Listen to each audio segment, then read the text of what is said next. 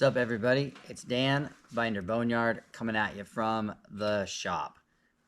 Trying another round of video podcasts. The last week I had some technical difficulties, and the videos had to come out in two pieces, and they were not edited. So we are trying this again. Thank you for listening if you are on the podcast platforms, and thank you for watching if you are seeing this on YouTube. Appreciate everybody. And for the people watching on YouTube, you might not know, but I have hundreds of podcasts from years ago. I've been doing podcasts for almost 4 years, or actually over 5 years now. I've been doing podcasts. So if you're new to the podcast here on YouTube, go ahead and hit your favorite podcast platform, whether it be Spotify, SoundCloud, Apple, iTunes, whatever. There's a whole catalog of podcasts there that you can fill your day with.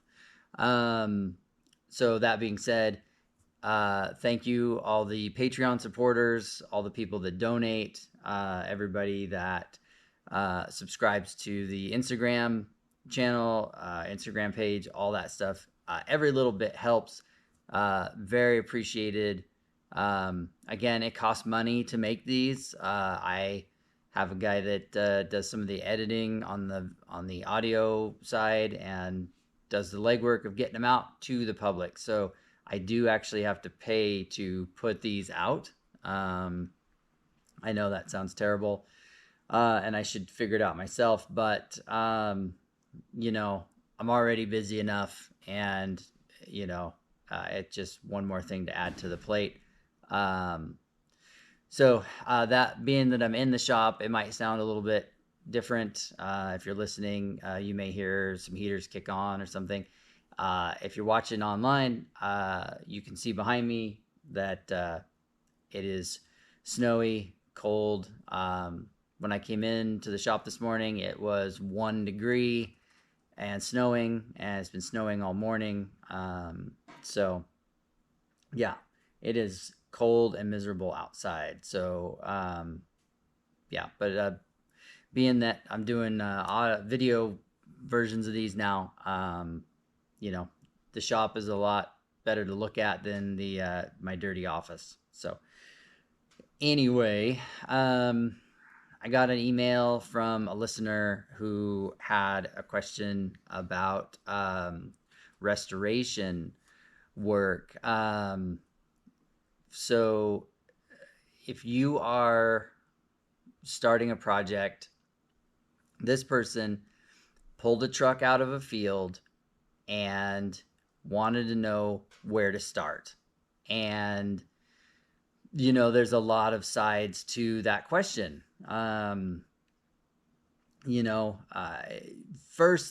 Very first thing that you need to ask yourself is, do you have the ability? Do you have the tooling? Do you have the space? Do you have the patience? Do you have the money? That's a very big one that a lot of guys think, oh, I'm doing it myself. I'm going to save a ton of money. Yes and no.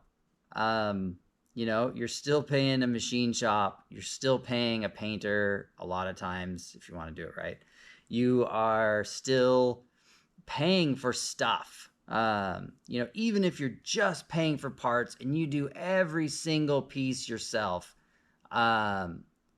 you're still several $1,000s into it.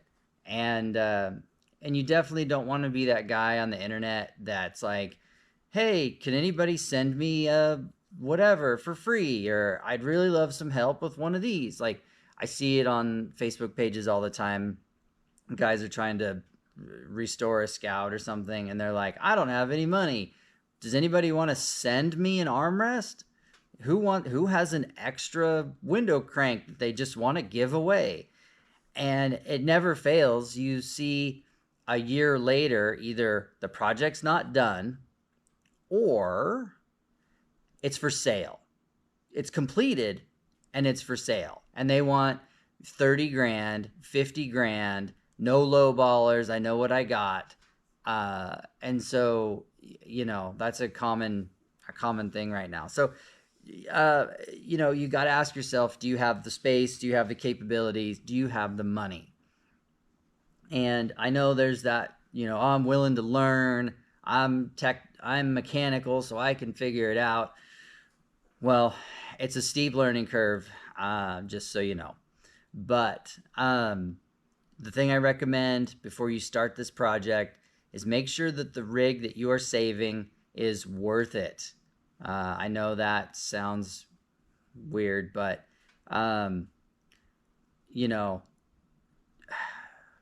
two-wheel drive, long bed, 1-ton pickups are not the most desirable.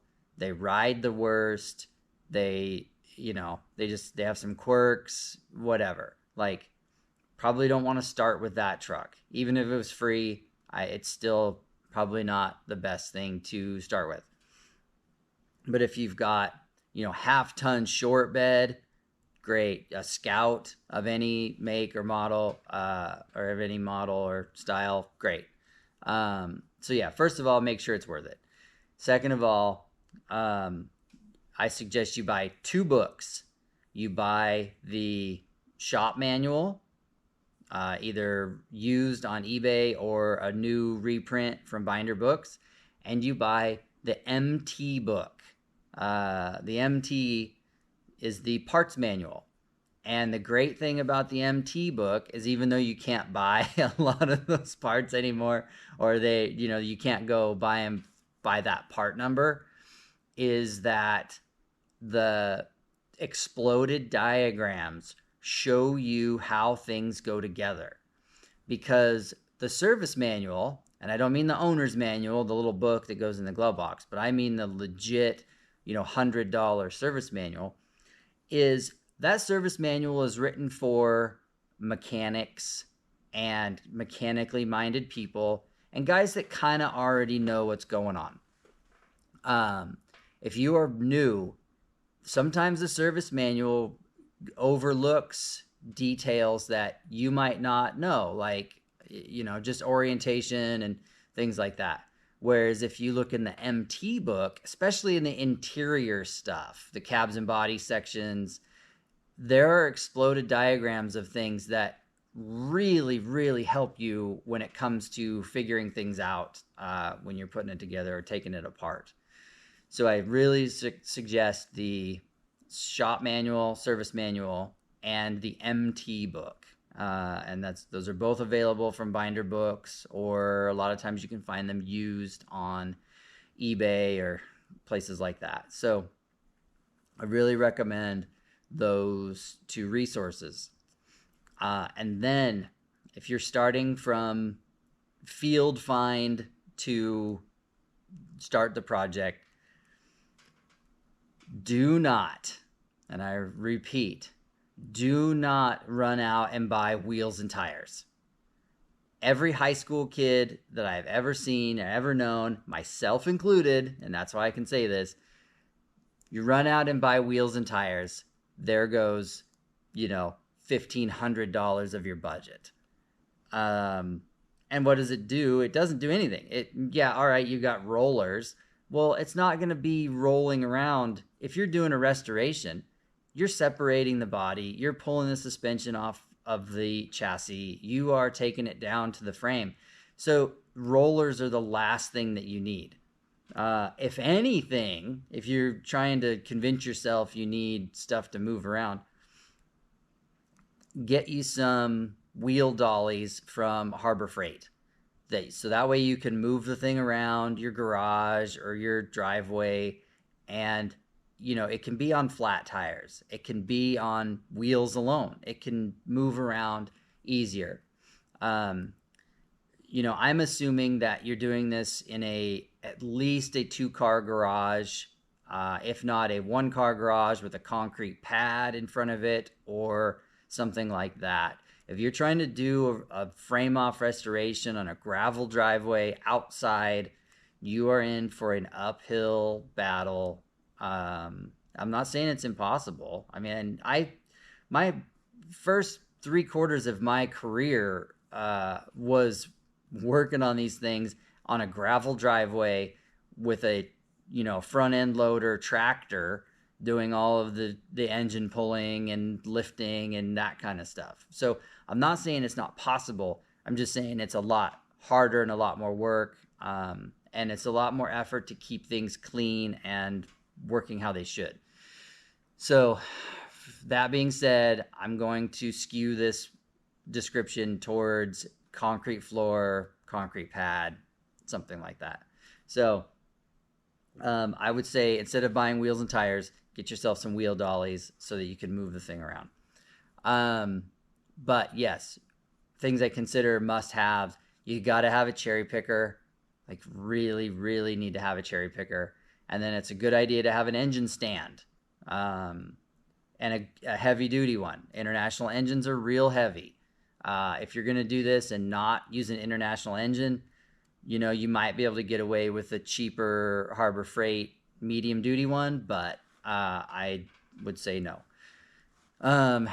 You're going to need that cherry picker. I've seen guys pull cabs with cherry pickers, lift beds off. Like, you can do a lot with a cherry picker with creative rigging. So keep that in mind. The cherry picker is a good tool to have. The other thing to think about is, good floor jack. Definitely like 6 to 8 jack stands for various things you're doing.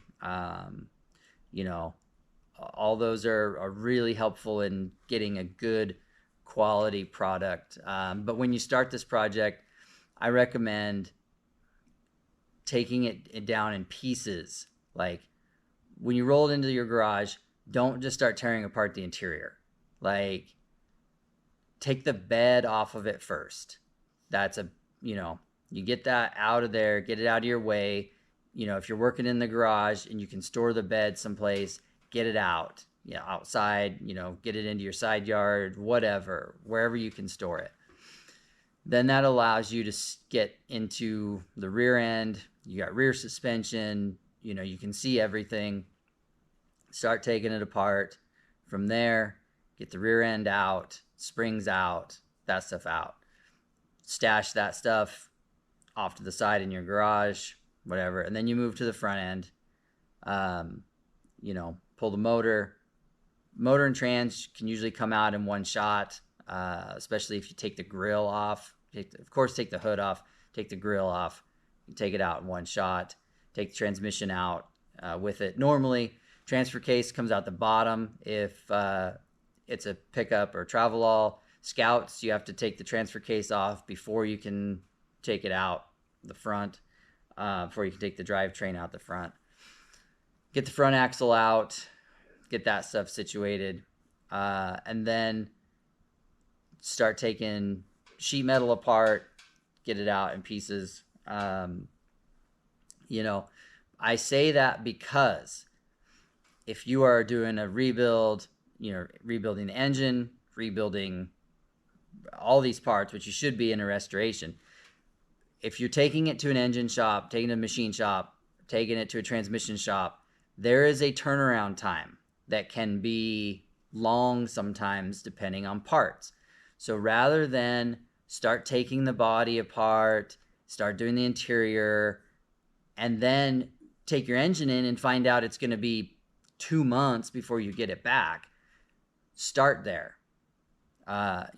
Brake parts are getting harder to find, some depending on the models.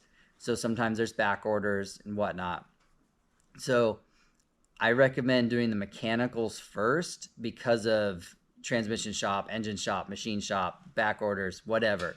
That way you can get that out, get it to the builder, get it to whoever's going to do the work, so that that's out of your hair and being done while you are working on the next phases, which are, getting the cab apart, interior apart, If you're building the axles yourself, you can do that. But, get the frame, get the cab separated from the frame, clean the frame up. That should be going out for powder coat, or bare minimum, you should be cleaning it, having it sandblasted or something, and then painting it. You could wire wheel it and degrease it. If you're staying, low budget, your results may vary depending on your prep. And that's how all this stuff is. The quality of work comes down to prep and how much effort you put into it. So if you want to wire wheel it and, re-weld some of the things, like if you're doing an 80 or 800, you need to gusset the body mounts, the stuff that notoriously fails, pickups and travelalls. If you've got to grind off any old trailer hitch mounts and things like that, now's the time to do it. So speaking of tools, if you're trying to do this yourself, as much as you can, a good angle grinder, a good high dollar. We use DeWalt's here. I've got 3 or 4, of the $100 DeWalt with the paddle triggers. You can change between whatever, flap wheels or wire cups or whatever. So a grinder, got to have. An air compressor is important. If you can, to run some air tools, blow things off, that's super helpful as well. So you don't have to have all that stuff, but it sure goes a long ways in the quality of your work and the speed at which you get it done. If you've got a 5-year window, then you can afford to do stuff by hand.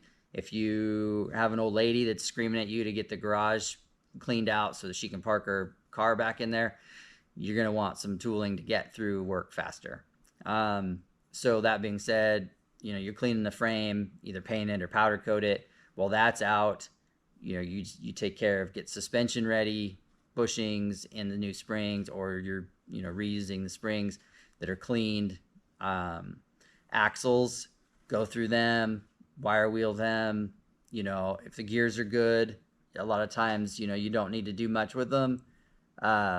Again, if you don't know how to set up gears or that needs work, you want to re-gear it from 410s to 354s, those are going to have to go out to a shop if you don't have the skills. So keep that in mind, the turnaround time on that sort of stuff. So along with just having the stuff to do it, scheduling is important. Lining up the calendar, making sure you get your gear guy to build them to coincide with the frame coming back from the powder coater, having your springs ready, having the steering box built, having cross members done, all that stuff you can have lined up. So when the chassis comes back and the axles come back, you can bolt everything in, making sure you've got the right hardware, all that stuff you can take care of, before the stuff comes back. So that when it does come back, bam, axles go in, all that stuff goes on. And then, if you're having a body shop do the paint and body on it, you can take those pieces loose. Some shops don't like that. That's how we do everything here, is everything goes out loose, because most body shops don't know how to put these things back together. They don't have the books like hopefully you do. So the best thing to do is, take it to them in pieces, totally stripped, and then hopefully, you've got your chassis back. It's on its axles now. Maybe you've run some plumbing, because you can do all that before the body comes back. Then you get the body back. You can drop it on the frame, whether it be with your cherry picker, or some body shops are cool and you take your rolling chassis to their shop and then they'll help you put the body on, or they charge you to put the body onto the chassis. Then you take the whole menagerie back to your house, rolled in your garage, and then you can start assembling, but you can start installing the drivetrain that hopefully is back and painted from the machine shop. Get that in. Normally we start wiring them before we put too many body panels on because it's hard. You don't want to fight the doors while you're trying to, get in and out of the interior. You can lay the engine harness and the front harness on, just rolled up out the front there. You don't have to have it right away. And then, once you've got a lot of the plumbing done, a lot of the stuff ready to go, then you can start putting front sheet metal on. You can start, do the doors. You can do, that stuff towards the end. And then, interior, hopefully you had the seat reupholstered, that kind of thing, and just assemble from there. All of this, like I said, it depends on your budget, how much of work you're doing yourself, and parts availability and things like that. Because if you're farming a lot of the job out, then you really need to get on the calendar with your builders, having the gauges rehabbed, having all that stuff done. You need to really lay out, and then again, if you have a long time frame and you're having all this stuff done, it's not as important. You send the gauges out when you can afford it, have them rehabbed, sent back, send the steering box out, have it rehabbed, whatever. Some of this goes out the window if you're doing aftermarket custom stuff. If you're not building axles, you're buying complete axles from us. If we built you a set of Scout axles, or Curry or somebody, then that speeds up your time frame some, because you're not having to do any of that. You ordered new springs. They usually come with bushings in them, depending on where you buy them from. That saves you some time. If you're doing a repower, you're putting an LS in it or a diesel or something else, you might, you will have done the fabrication part of this, early on, of course, before it went to powder coat. You're going to be doing, and that's the other thing. If you're doing custom stuff like that, you want to kind of build the truck or Scout first, in the raw form, the dirty form, so that if you've got to cut and grind or do anything, you do it all, build it, then you take it all back apart, and then it goes in for, the coatings and the paint and whatnot. So, there's different steps if you are doing aftermarket stuff or modifying it like that. But if you're doing a stock build, then you can kind of figure, hey, it's going to go back together the way it came apart. Some notes to think about. These things are old. I mean, the last Scout was 42 years ago. So, or 44 years ago. What you're working on might not be stock. That something might have got swapped in. Something may have been changed. Something may have, been modified, and you don't know it. And so that's why having the MT book and the service manual is important, so that, you don't rebuild your truck with the wrong parts because they were in there already.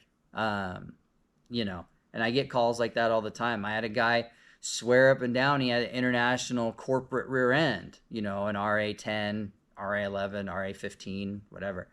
When in actuality, it was a Chrysler 8 3/4. But he didn't know. He thought that's just what it was. So, it took forever to figure out his brake problem, because turns out not international, not something that I had experienced. I don't know a lot about the Chrysler axles. So it's whatever. So keep that in mind when you're starting with an old farm truck, that there's a chance it could have been modified or monkeyed with or broken and re-welded. And so think about that stuff. Pay attention, look at things over, give it a good inspection before you even start tearing it down.